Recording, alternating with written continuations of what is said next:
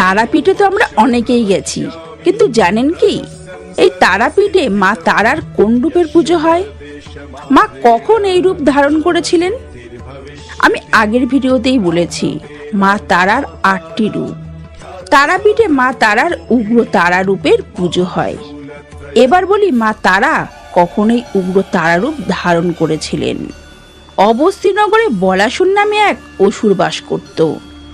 ওই অসুরের অত্যাচার ও উৎপীড়নের কাহিনী দেবতাদের কাছ থেকে শোনার পর তাকে বধ করার জন্য দেবী মহামায়া উগ্র তারা রূপ ধারণ করে অন্যান্য দেবীদের সঙ্গে নিয়ে তার সঙ্গে যুদ্ধে অবতীর্ণ হলেন। যুদ্ধে অনেক অসুর সৈন্য নিহত হলো। তারপর দেবী উগ্র তারা রূপে বলাসুরকে হত্যা করে তার রক্ত পান করার পর অসুরদের মুন্ড নিয়ে নৃত্য করতে লাগলেন। দেবীর উগ্র তারার অমন ভয়ঙ্কর নৃত্যে ত্রিভুবন কাঁপতে লাগলো। দেবতারা চিন্তা করতে লাগলেন কে দেবী উগ্রতারাকে শান্ত করে সৃষ্টিকে রক্ষা করবেন। তারপর দেবতাগণ কোনো উপায় না দেখে দেবাদিদেব মহাদেবের শরণাপন্ন হলেন।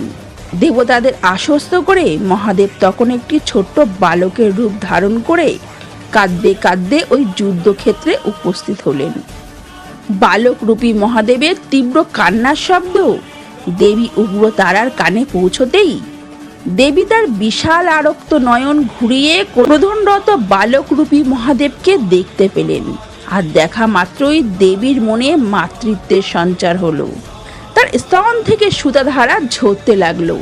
দেবী তখনই বালক রূপী মহাদেবকে কোলে তুলে নিয়ে স্তন সুধা পান করে তাকে শান্ত করলেন।